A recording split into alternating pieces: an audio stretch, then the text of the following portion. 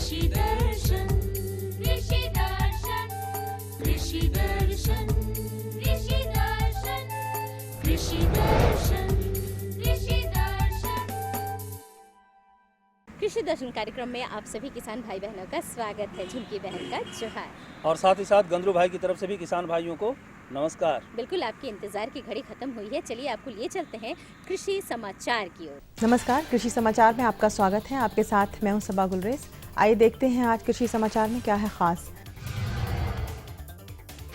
राज्य के 17 जिलों में गर्मा सब्जी बीज उत्पादन करने की है योजना। हजारीबाग के केरेडारी में बीज ग्राम स्थापित करने का प्रस्ताव। लीची के पेड़ में माइट रोग से नियंत्रण के लिए करें ओमाइट दवा का छिड़काव।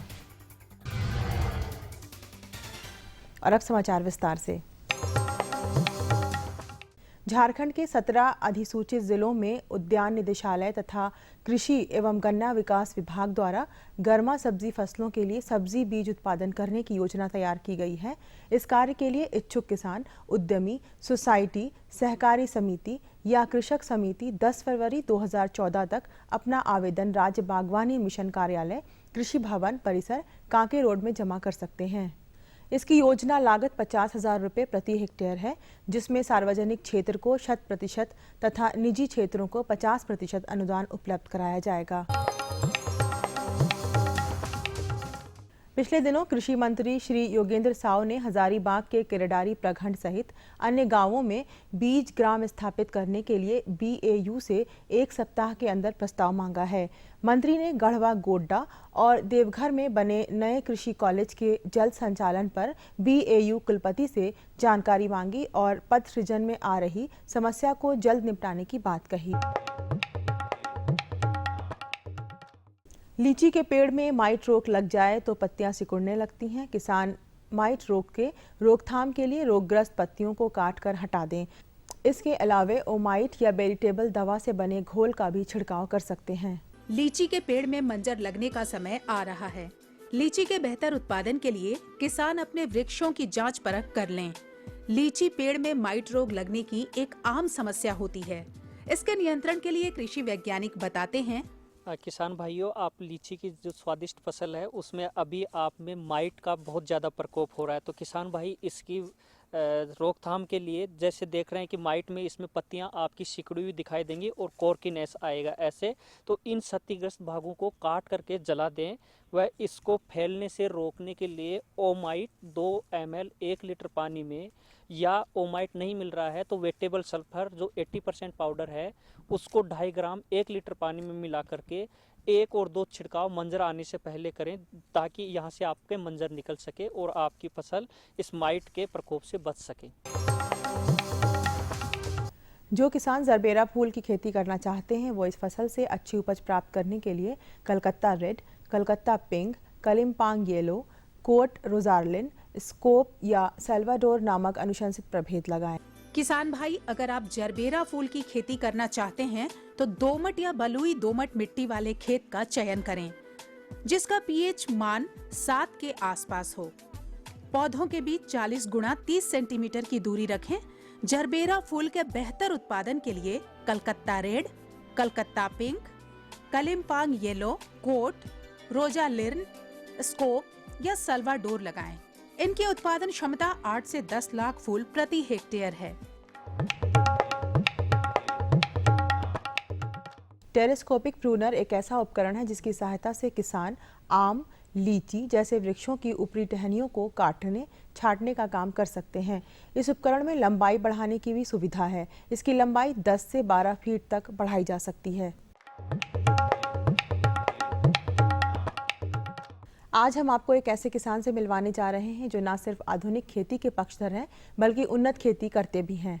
एक किसान जब अपनी फसल से बड़ी मात्रा में उपज प्राप्त कर लेता है तो ये उसके लिए एक शानदार कामयाबी होती है, लेकिन ये तब तक अधूरा है जब तक उस फसल को बाजार में अच्छी कीमत पर बेच न ली जाए। अभी जिस किसान से हम मिलने वाले हैं वो इन दोनों कामों में निपुण हैं। मैंने ड्रिप इरिगेशन में 1 एकड़ में फूलगोभी का खेती किया है। इसमें करीब 15,000 पौधे हैं और इससे मैं अपना जीविका अर्जन करता हूं और मुझे उम्मीद है कि इस 1 एकड़ से हमको करीब 2.5 से 3 लाख रुपया फूल गोभी से आमदनी होगी। और अब एक नज़र राज्य के 5 प्रमुख शहरों के मौसम के मिजाज पर।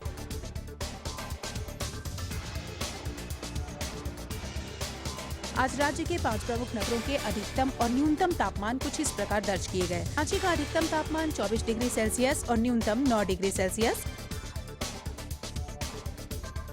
जमशेदपुर का अधिकतम तापमान 26 डिग्री सेल्सियस और न्यूनतम 11 डिग्री सेल्सियस। मेदिनीनगर का अधिकतम तापमान 23 डिग्री सेल्सियस और न्यूनतम 9 डिग्री सेल्सियस। देवघर का अधिकतम तापमान 27 डिग्री सेल्सियस और न्यूनतम 15 डिग्री सेल्सियस। और धनबाद का अधिकतम तापमान 27 डिग्री सेल्सियस और न्यूनतम 15 डिग्री सेल्सियस रहा।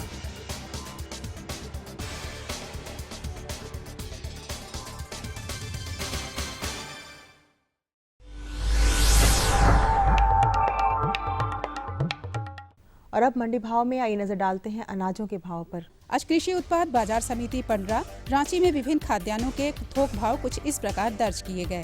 चावल मोटा 2100 रुपए से 2300 रुपए, चावल मध्यम 2400 रुपए से 2600 रुपए, चावल उत्तम 3500 रुपए से 4100 रुपए, गेहूं 1850 रुपए से 1950 रुपए, चना 3600 रुपए से 3800 रुपए, दाल अरहर 5500 रुपए से 6800 रुपए, दाल मसूर 4600 रुपए से 5200 रुपए, दाल चना 3800 रुपए से 4000 रुपए, सरसों तेल 8800 रुपए से 9300 रुपए, चीनी 3200 रुपए से 3300 रुपए, आलू 850 रुपए से 1050 रुपए और प्याज 1000 रुपए से 1200 रुपए प्रति क्विंटल रहा। कृषि समाचार में आज इतना ही। अगले दिन अगले अंक में फिर मुलाकात होगी कुछ ताज़ा खबरों के साथ। तब तक के लिए दीजिए इजाजत। नमस्कार। जोहार। कृषि समाचार के अंतर्गत आपने जानकारी ली मंडी की भाव के बारे में, मौसम के मिजाज के बारे में, जी हाँ, और तरह तरह की खेती बाड़ी के बारे में। लेकिन अब वक्त हो चला है एक छोटे से विराम का। जी हाँ, तो इस विराम के बाद पुनः हाजिर होते। तब तक बने रहिए हमारे साथ। ये लो और बताओ। बस। अरे ये क्या भैया जी, बस इतनी सी रासायनिक खाद? किसानी छोड़ रहे हो क्या? किसानी नहीं, नादानी छोड़ रहे हैं। मिट्टी की जांच कराई है। अब तो लालाजी जितनी जरूरत है उतने ही उर्वरक खेत में डालेंगे। हाँ, किसान भाई आज ही अपने जिले की नजदीकी भूमि परीक्षण प्रयोगशाला में मिट्टी की जांच जरूर करवाएं और मिट्टी में पोषक तत्व, नमी व पौधे के विकास को देखते हुए केवल जरूरत के अनुसार ही पोषक तत्व डालें। और हाँ, मिट्टी में गंधक, जस्ता, बोरोन जैसे सूक्ष्म पोषक तत्वों का पता लगाना भी न भूलें। उर्वरक और जैविक खाद के सही उपयोग से भूमि का उपजाऊपन बनाए रखें, उत्पादकता बढ़ाएं, खर्चा घटाएं और बहुमूल्य विदेशी मुद्रा बचाने में भी सहयोग दें। और हाँ, धीमी गति से नाइट्रोजन उपलब्ध कराने वाले उर्वरकों जैसे नीम लेपित यूरिया को प्राथमिकता दें और यूरिया का पत्तों पर छिड़काव करें। अरे वाह, तू तो सचमुच समझदार हो गया रे। अधिक जानकारी के लिए संपर्क करें जिला कृषि अधिकारी या किसान कॉल सेंटर। अम्मा खाना दे दो ना। सबर कर गोलू, अभी दाल नहीं गली है। तू फिक्र ना कर गोलू की अम्मा, अब की बार अपनी दाल खूब गलेगी। क्या मतलब जी? अब की बार NFSM के तहत दाल की पैदावार को बढ़ाने के तरीकों को दिखाने के लिए देश में 1000 क्षेत्र चुने गए हैं, जिसमें हमारा इलाका भी आ गया है। पर इससे हमें क्या फायदा? हमें 5 एकड़ खेती के लिए खाद और कीटनाशक के अलावा बढ़िया बीजों की एक मिनी किट भी मिलेगी। इतनी दाल का करेंगे क्या जी? अरे भगवान, सरकार ने दलहन का समर्थन मूल्य भी खूब बढ़ा दिया है और इनकी खरीद का भी पूरा इंतजाम कर लिया है। इससे आमदनी बढ़ेगी और फिर हमारा गोलू अच्छे स्कूल में जाकर के कृषि वैज्ञानिक बनेगा। हाँ, खुशबू की फुहार में, स्वाद की बहार में, तरक्की की तानों में, खिलती मुस्कानों में, हरे भरे पौधों में, बड़े बड़े सौदों में, मधुर भिनभिनाहट में, खुशियों की आहट में। NHM बागवानी मिशन, हमारी चाहत, आपकी मुस्कुराहट। विराम के बाद एक बार फिर से स्वागत है आप सभी किसान भाई बहनों का। अब वक्त है जानकारी का। तो झुमकी बहन, हम आपसे ये जानना चाहेंगे कि कृषि के लिए सबसे महत्वपूर्ण चीज क्या है? माटी, मिट्टी। बिल्कुल। बिल्कुल सही। किसान भाइयों, कृषि के लिए सबसे महत्वपूर्ण चीज़ है मिट्टी, लेकिन हम लोग मिट्टी को नज़रअंदाज कर देते हैं, करते हैं। बिल्कुल ऐसा तो लगता है कहीं कहीं। मतलब हम फसलों पर ध्यान देते हैं, बीज पर ध्यान देते हैं, लेकिन मिट्टी पर ध्यान नहीं देते। बीज छींट देते हैं, फसल लगा देते हैं, भाई मिट्टी तो है ही, वो तो फसल दे ही देगी। उनकी उर्वरक क्षमता को हम ध्यान नहीं देते हैं। बिल्कुल, उर्वरक क्षमता के साथ साथ बहुत सारी ऐसी चीज़ें हैं जिस पर हम ध्यान नहीं देते हैं। किसान भाइयों, हम आपको बताना चाहेंगे कि मिट्टी से भी फसलों को नुकसान हो सकता है। यानी मिट्टी में कुछ ऐसे जो जीवाणु होते हैं जो पौधों को रोग ग्रसित कर सकते हैं, बीजों को नुकसान पहुंचा सकते हैं। अरे और आप भाई, ये तो मुझे भी नहीं मालूम था। बिल्कुल, और आपके फसल को भी नुकसान पहुंच सकता है, आपके फसल बर्बाद हो सकते हैं। तो आज हम आपको इसी विषय पर जानकारी देने जा रहे हैं कि मिट्टी जनित जो रोग हैं और उसका उपचार हम ट्राइकोडर्मा नामक जो हमारे पास दवा है, हम उससे कैसे कर सकते हैं, इस विषय पर हम आज आपको जानकारी देने जा रहे हैं। अच्छा, तो इसी विषय पर हमारे विशेषज्ञ सुदर्शन मौर्य जी से आप बात कर रहे थे? बिल्कुल। अच्छा। बिल्कुल बिल्कुल। तो सुदर्शन मौर्य जी ये जानकारी दे रहे हैं, आप भी देखिए। अभी हैं हम ICAR प्लांडू रांची के प्रांगण में, और अभी आपसे चर्चा करेंगे सब्जी फसलों में मृदा जनित बीमारियों के बारे में और ट्राइकोडर्मा से उसके बचाव के बारे में। तो जिसकी अधिक जानकारी देने के लिए हमारे साथ है डॉक्टर सुदर्शन मौर्य। डॉक्टर साहब, हमारे किसान भाइयों को बताइए कि ये मृदा जनित बीमारियां कौन कौन सी हैं? बहुत ही अच्छा सवाल किया राकेश जी। देखिए, मृदा जनित बीमारियां अर्थात वे बीमारियां जो मिट्टी से फैलती हैं। किसान भाई खेती जब करते हैं तो खेत की तैयारी पे हम लोग ध्यान नहीं देते हैं, और खेत की साफ़ सफाई बहुत अच्छी तरह से करने से मृदा जनित बीमारियां कम हो जाती हैं। प्रमुख रूप से जो बीमारियां मृदा जनित होती हैं उनके बारे में मैं बताना चाहूँगा कि जैसे हमारे किसान भाई के खेत में मटर लगा हुआ है, या गर्मा फसल जैसे लौकी, कद्दू, खीरा, ककड़ी, ये सब लगाने जा रहे हैं किसान भाई, तो उसमें भी जो है मतलब बीमारियां जो है मृदा जनित बीमारियां बहुत सारी आती हैं। उनमें से जो प्रमुख बीमारियां हैं जैसे उकठा बीमारी, जो कि आपके कद्दू वर्गीय, लौकी, खीरा, ककड़ी, इन सभी फसलों में जो है प्रमुख रूप से बीमारी आती है। तो हमारा विषय जैसा कि है कि ट्राइकोडर्मा से इसका उपचार, तो सर हमारे किसान भाइयों को बताइए कि ये ट्राइकोडर्मा है क्या? ट्राइकोडर्मा एक सूक्ष्म जीव है जो कि आपके मिट्टी में पाया जाता है, बहुत संख्या में उनकी होती है। लेकिन होता क्या है कि हम लोग जो है कहना था ऑर्गेनिक फार्मिंग न करके इनऑर्गेनिक फार्मिंग करते हैं, यानी जैव रसायनों की जगह पे हम लोग रसायनों का ज़्यादा इस्तेमाल करते हैं। जैसे फर्टिलाइज़र बहुत ज़्यादा डालते हैं, जनरली हम यूरिया और DAP डालते हैं, पोटाश डालते हैं नहीं, बैलेंस फर्टिलाइज़र नहीं देते हैं। साथ ही साथ हम लोग जो है हरी खाद नहीं डालते हैं, गोबर की खाद नहीं डालते हैं। इसके अलावा फसल चक्र का विशेष ध्यान नहीं देते हैं। इन सब के कारण से होता क्या है कि जो सूक्ष्म जीव ट्राइकोडर्मा जिसकी हम बात कर रहे हैं, वो खेत में जो है जो किसानों का मित्र होता है उनकी संख्या दिन प्रतिदिन कम होती जा रही है। ये जो है जो ट्राइकोडर्मा है मिट्टी में उपस्थित रहने पे ये जो मृदा जनित बीमारियों को नियंत्रित करते हैं। तो ज़्यादातर जो है हमारे किसान भाई इस समय जो ऑर्गेनिक फार्मिंग नहीं करते हैं, रसायनों के ऊपर निर्भर हैं, तो ऐसे खेतों में ट्राइकोडर्मा की पॉपुलेशन कम हो गई है। तो इस ट्राइकोडर्मा का इस्तेमाल बाहर से जो है खेत में मिलाने की ज़रूरत है। तो हमारे किसान भाई जो ट्राइकोडर्मा का इस्तेमाल करेंगे वो कहाँ से ये ट्राइकोडर्मा प्राप्त कर सकते हैं? हाँ, देखिए ट्राइकोडर्मा जो है आप देखें बाज़ार में आप जाएंगे तो ट्राइकोडर्मा के जो है बहुत सारे फार्मूलेशन उपलब्ध हैं, लेकिन किसान भाई बाज़ार से ख़रीदने से पहले ध्यान दें कि उस पर जो है देख लें कि कब का बना हुआ है, क्योंकि मैन्युफैक्चरिंग डेट से लगभग 4 से 6 महीने तक ये जो है अच्छे से सर्वाइव करते हैं। उसके बाद जब आप खेत में डालोगे 6 महीने 8 महीने बाद यदि आप मार्केट से ख़रीदते हो या पुराना ख़रीदते हो, यदि उसको खेत में डालोगे तो अच्छा परफॉर्मेंस नहीं देता है। यदि वहाँ पे नहीं मिलता है तो हमारे सेंटर से जो है कहना था ट्राइकोडर्मा हमेशा उपलब्ध रहते हैं। हम लोग किसानों को जो है 400 ग्राम के पैकेट में उपलब्ध कराते हैं, जिसका जो रेट होता है 30 से 40 रुपये के आसपास होता है। तो किसान भाई यहाँ से उच्च गुणवत्ता वाले ट्राइकोडर्मा का प्राप्ति कर सकते हैं। तो हमारे किसान भाई ट्राइकोडर्मा से उपयोग करके अपने खेती में क्या लाभ कमा सकते हैं सर? हाँ, बहुत ही अच्छा सवाल कि ट्राइकोडर्मा देखिए ये जो है जैव कीट नियंत्रण है, बीमारियों को नियंत्रित करता है, यानी एक तरह से सूक्ष्म जीव का इस्तेमाल करके जो हम बीमारियों को नियंत्रित करते हैं, स्पेशली मृदा जनित मिट्टी से फैलने वाली बीमारियों को। अब सबसे पहले मैं आपको बताना चाहूँगा कि ये जो ट्राइकोडर्मा का इस्तेमाल किसान भाई कैसे करें, ये देखिए कि ट्राइकोडर्मा का इस्तेमाल कई तरह से किया जा सकता है। बीज को उपचारित करने में, यदि हम पौध तैयार करते हैं तो पौध की जड़ों को जो है रूट डिप करने में, कि उनकी जड़ों को जो है ट्राइकोडर्मा का घोल में डुबा दें, इसके बाद खेत में लगाएं।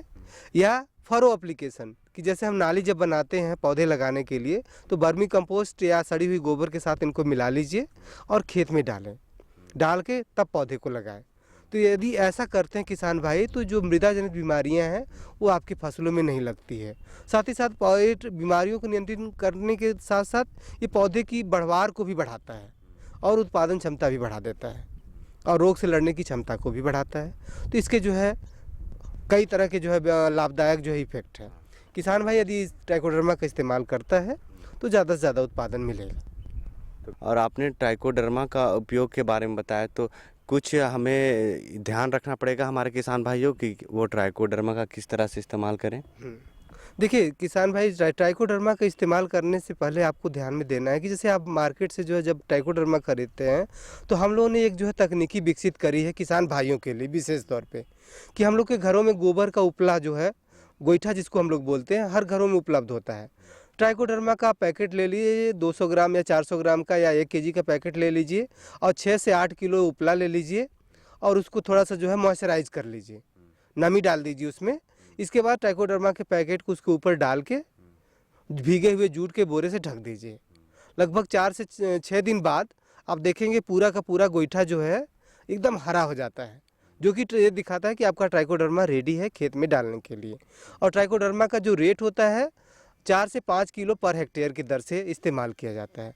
तो किसान भाई ट्राइकोडर्मा जो है 4 से 5 किलो पर हेक्टेयर इस्तेमाल करें और ज़्यादा से ज़्यादा जो है उत्पादन प्राप्त कर सकते हैं। बीमारियां आपके खेत में नहीं आएंगी और आपके फसल की बढ़वार भी अच्छी होगी। तो किसान भाई, आपने देखा कि हमारे डॉक्टर साहब ने आपको कितनी अच्छी जानकारी दी मृदा संबंधित रोगों के बारे में और ट्राइकोडर्मा के बारे में। तो आप इन जानकारियों का लाभ उठाएं, इन जानकारियों को ध्यान में रखें और आशा करते हैं आप इनसे लाभान्वित हुए होंगे। डॉक्टर साहब, आप हमारे कार्यक्रम में आए, इसके लिए आपका बहुत बहुत धन्यवाद। धन्यवाद किसान भाइयों, नमस्कार। बहुत ही महत्वपूर्ण जानकारी थी, है ना? जानकारी तो महत्वपूर्ण थी, लेकिन हमारे पास झुमकी बहन कुछ और महत्वपूर्ण जानकारी है। लेकिन हम इंतजार कर रहे हैं किसान भाइयों अपने दादा का, यानी कारू दादा का। कारू दादा के पास जाना है या कारू दादा आने वाले हैं? नहीं, मैं दादा नमस्कार। कैसे है कारू दादा? ठीक ठाक चल रहा है खेती बाड़ी बढ़िया? खेती बाड़ी बढ़िया चल रहा है। और आप हमसे कुछ बात कर रहे थे कि किसी विषय पर जानकारी चाहिए, तो हम अभी किसान भाइयों को बता रहे थे कि हमारे पास कुछ और जानकारी है, लेकिन वो जानकारी क्या है वो देखिए, खेती के साथ साथ में हम लोग तो पशुपालन भी करते हैं। हाँ। तो हम मुर्गी पाले। अच्छा। लेकिन क्या देख रहे हैं उसमें कुछ रोग लग रहा है, तो हम चाह रहे हैं कि उसके बारे में बताते हैं ताकि उसका माने कि रोग जो लग रहा है तो उसका निदान क्या हो, कैसे उसका बचाव हो, ताकि हमारा जो हमने जो मुर्गी पालन किया है बिल्कुल उसका उचित लाभ हमको मिल सके। चलिए आपकी समस्या का हम निदान करवाते हैं और हमारे विशेषज्ञ डॉक्टर सुशील प्रसाद जी से मिलते हैं और इस विषय पर फटाफट जानकारी ले लेते हैं। किसान भाइयों, जैसा कि हम जानते हैं कि हमारा झारखंड प्रदेश एक कृषि प्रधान प्रदेश है, मगर हमारे किसान भाई गौ पालन, मुर्गी पालन और भेड़ बकरी पालन आदि बहुत सारे भी पशु पक्षियों का भी पालन करते हैं और अपना मुनाफा कमाते हैं। आज हम इस कड़ी में मुर्गियों में होने वाले रोग एवं उसके निदान के बारे में जानकारी लेकर आए हैं और भी विस्तृत जानकारी देने के लिए हमारे साथ डॉक्टर सुशील कुमार मौजूद हैं। डॉक्टर साहब, सबसे पहले तो हम ये जानना चाहेंगे कि अभी के मौसम में मुर्गियों में होने वाले प्रमुख कौन कौन से बीमारी हैं? हाँ, मुर्गियों में जैसे अन्य पशुओं में बहुत तरह की बीमारियां होती हैं, उसी प्रकार से मुर्गियों में भी बहुत सारी बीमारियां बैक्टीरिया से हो सकती हैं, फिर आपको वायरस से हो सकती हैं और कुछ परिजीवी रोगों से होने की संभावना रहती है। तो ऐसी अवस्था में अगर हम रोगों के निदान के विषय में समझें तो जो वायरस से होती है बीमारी, जिसे हम छुआछूत की बीमारी कह सकते हैं, कि आप अपने यहाँ मुर्गियाँ सभी अच्छी तरीके से रखते हैं लेकिन उसके बाद भी वो बीमारी वहाँ आ जाती है। तो इसके लिए आप जैसे कि इसमें कुछ प्रमुख बीमारियां हैं, तो वो प्रमुख बीमारियों में जैसे कि देहात में खास करके होता क्या है, एक गांव में जब यह बीमारी आई तो पूरे के पूरे मुर्गियां साफ हो जाती जी। तो इससे यह बीमारी जिसे कि देहाती भाषा में टुनकी या झुपनी कहते हैं, तो ये मुख्य रूप से बीमारी है रानी खेत, इसका नाम है जी। रानी खेत बीमारी जो बहुत तेज़ी से फैलता है और इसमें ज़्यादातर मुर्गियां मर जाती हैं। तो इसमें आप लक्षण देखेंगे कि मुर्गियां क्या हुई, सुस्त हो जाती हैं, खाना पीना छोड़ दिया, एक कोने में जा करके आंख बंद करके खड़ी रहेंगे।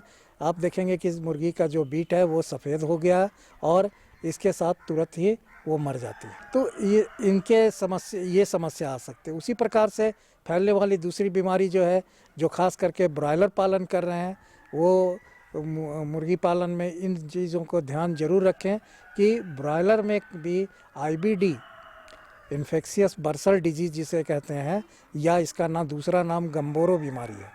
तो इसका भी फैलने के बाद उपचार करना बहुत मुश्किल होता है। उसी प्रकार से मुर्गियों में चेचक हो जाता है। आप देखते होंगे कि चोंच के ऊपर या कलगी के ऊपर में आप खोटी जैसा चेचक के जिस तरह का होता है वो हो जाता है और सूख जाने के बाद वो निकल जाता है। तो इसमें भी मुर्गियां क्या होती है कि आप देखेंगे खाना पीना छोड़ देंगे, मरती ज़्यादा नहीं है इसमें, लेकिन ये है कि मुर्गियां आप उठाएंगे तो आप देखेंगे कि बहुत हल्की हो गई। तो इन सभी बीमारियों के लिए, जो छुआछूत की बीमारी है जो वायरस से होती है, इसका हो जाने के बाद उपचार करना बहुत मुश्किल होता है। तो इसके लिए हम विभिन्न प्रकार के टीकाकरण लगाते हैं, मुर्गियों में टीकाकरण किया जाता है। तो वो टीकाकरण कितने अंतराल पर हमारे किसान भाई को देना चाहिए? इसके लिए देखिए, जो भी मुर्गी पालक हैं वह लोग समझते हैं देहात में, खास करके वहाँ पर लोग गाँव में इसका टीकाकरण को नहीं करते हैं, जिसके वजह से उनके यहाँ मुर्गियों में मरने का प्रकोप ज़्यादा हो जाता है। तो ब्रॉयलर फार्मिंग जो कर रहे हैं या फिर जो शहरी क्षेत्र में जो मुर्गी पालन कर रहे हैं, उन्हें टीकाकरण के विषय में बहुत हद तक पता भी है। तो रानीखेत बीमारी जिसे कि टुनकी या झुपनी हम कह रहे थे, तो इसका टीकाकरण जब आप कहीं से चूजा लाते हैं या आप अपने यहाँ अंडा बैठा करके चूजा निकालते हैं, तो इस प्रकार से चूजा जो आता है उसे 3 दिनों के अंदर में आप रानीखेत का F1 टीका बाज़ार में उपलब्ध है, इसे आप लगाएं, अवश्य लगाएं, 3 दिनों पर लगाएं। उसी प्रकार देने का तरीका भी इसका बहुत आसान है। एक हाथ में आप दवा रखें, टीका रखें और दूसरे हाथ में आप ड्रॉपर रखें। तो ड्रॉपर आप जब दवा ले लेते हैं ड्रॉपर में, तो ड्रॉपर से आप दाहिने हाथ में अपना ड्रॉपर रखें और एक हाथ में चूजा को रखें। एक बूंद आँख में, एक बूंद नाक में आपको देना है। तो ये बहुत ही आसान तरीका है, इसे महिलाएं चाहे बच्चे चाहें वो भी सीख ले रहे, तो वो मुर्गियों का टीकाकरण आसानी से कर सकते हैं। दूसरा टीका उसी प्रकार से 14 दिनों पर देना है। तो 14 दिनों पर जो टीका देते हैं वो गम्बोरो बीमारी का टीका, जो कि हमने कहा कि IBD या गम्बोरो। इसमें क्या होता है कि मुर्गियों में आपको लक्षण, बहुत तरह के लक्षण दिखने लगेंगे और मुर्गियां मरना भी शुरू करेंगी, तो एक साथ में बहुत तादाद में मुर्गियां मर जाती हैं। तो इसके लिए आपको 14 दिनों पर गम्बोरो का टीका या IBD का टीका आपको उसी तरह से देना है जैसा कि आपने पहले रानीखेत का टीका दिया ड्रॉपर से, उसी तरह से नाक में 1 बूंद आप इसका टीका दे दें। अब अगर ब्रॉयलर पालन अगर आप कर रहे हैं तो ब्रॉयलर को तो हम 5 सप्ताह के बाद बेच देते हैं। लेकिन अगर आप अंडा देने वाली मुर्गी, जिसे लेयर कहते हैं, अगर आप अंडा देने वाली मुर्गियों को रख रहे हैं तो उसे हमें कम से कम 1.5 साल तक रखना होता है। तो उसे आप पुनः उसके आगे का टीका लगाएं, जैसे कि फाउल पॉक्स का। आप 6 सप्ताह पर फाउल पॉक्स का टीका आजकल सुई से आता है, 0.2 ml प्रत्येक मुर्गियों को आप जांघ में या चमड़े के नीचे सुई से दे दें, तो इससे आपको फाउल पॉक्स की बीमारी नहीं लगेगी। दूसरा, जो रानीखेत का आपने पहला F1 टीका दिया, अब इसे 8 सप्ताह पर दोबारा टीकाकरण करें, तो इसे आप 5.5 ml प्रत्येक मुर्गी के जांघ में आप सुई के द्वारा दे दें। तो इससे आपके जो वायरस से होने वाली बीमारी है वो इससे निदान पाया जा सकता है। डॉक्टर साहब, टीकाकरण तो एक अलग व्यवस्था हुई, लेकिन जो हमारे किसान भाई मुर्गी पालन करते हैं तो जो रख रखाव होती है साफ़ सुथरे, तो उसके कारण भी बहुत सारे बीमारी का प्रकोप होता है। तो वो कैसे सुनिश्चित करें कि कैसे रहे हमारा मुर्गी का जो घर है, जो उसका बाड़ी है? हाँ, टीकाकरण तो आप करेंगे। टीकाकरण के साथ साथ आप मुर्गी घर के साफ सफाई पर विशेष ध्यान दें। खास तौर से जब आप मुर्गियों का लीटर बिछाते हैं, जो नीचे में बिछा कुन्नी या कुट्टी या जिस चीज़ का भी आप प्रयोग कर रहे हैं उसे गीला नहीं होने दें, नहीं तो उससे बहुत सारे परजीवी रोग होने की संभावना होते हैं। तो इसलिए उसे सूखा रखना है और समय समय पर उसे आप चलाते रहें, यानी कि नीचे के लीटर को ऊपर करें और ऊपर को नीचे कर दें, ताकि जो नीचे का गीला लीटर है वो ऊपर साफ हो सके। एक तो यह व्यवस्था करें। और ब्रॉयलर के पालन जो भी कर रहे हैं वो किसान भाई इस चीज़ को समझ के रखें कि जब भी आप एक लॉट ख़त्म होता है तो दूसरे लॉट जब आप लाते हैं चूज़ों का, तो उस समय आप प्रयास करें कि उस लीटर को बदल करके दूसरा लीटर लगा दें। अगर उस पहले वाले लॉट में अगर आपका किसी प्रकार की बीमारी का प्रकोप हुआ है तो पुनः उसी पर ला करके दूसरे मुर्गियों को नहीं रखें। किसान भाई, आपने देखा कि डॉक्टर साहब ने हमें मुर्गी पालन के बारे में बहुत अच्छी जानकारी दी। थोड़ी सी सावधानी बरत कर आप खूब मुनाफे कमा सकते हैं। डॉक्टर साहब, आप हमारे इस कार्यक्रम में आए और हमारे किसान भाइयों को इतनी अच्छी जानकारी दी, इसके लिए आपका बहुत बहुत धन्यवाद। अब क्या कहेंगे आप? एकदम। अब जो हमारा दिक्कत हो रहा था कि मेरी मुर्गी को जो रोग लग रहा था, अब उसका हम निदान समझ गए हैं। मेरा मुर्गी स्वस्थ रहेगा और जब बाजार में बेचने जाएंगे तो मुझे इनकम ज़्यादा मिलेगा, मुनाफा ज़्यादा होगा। और दादा, कुछ और जानकारी हमारे पास है, वो जानकारी भी हम आपके साथ साथ अपने किसान भाइयों को भी दे दें। और वो जानकारी है झुमकी बहन, चलिए आपको लिए चलते हैं IMD पुणे। भारतीय मौसम विभाग पुणे से प्राप्त आज का मौसम पूर्वानुमान इस प्रकार है। आकाश में हल्के बादल रहेंगे। हवा का बहाव उत्तर से पश्चिम की ओर होगा, जो 7 किलोमीटर प्रति घंटा की गति से चलेगी। आज का अधिकतम तापमान 25 डिग्री सेल्सियस और न्यूनतम 10 डिग्री सेल्सियस रहने की उम्मीद है। अब मौसम पूर्वानुमान पर आधारित कृषि सलाह। किसान भाई अपने आलू फसल की परिपक्वता की अवस्था को देखते हुए खुदाई से 7 से 10 दिन पहले ऊपर का पत्ता काटकर हटा दें। गर्मा सब्जी लगाने का वक्त आ गया है। कृषक बंधु जल्द ही खेत की जुताई करके उसमें नेनुआ, झिंगी, कद्दू, खीरा, ककड़ी, तरबूज और खरबूज जैसी लत्तर वाली फसल थाले में लगा दें। जिन मछली पालकों के तालाब में सालों भर पानी रहता है, वो अपनी मछलियों को पूरक आहार के रूप में धान की भूसी और सरसों की खल्ली का मिश्रण 5 किलो प्रति एकड़ प्रति दिन के दर से तालाब में डालें।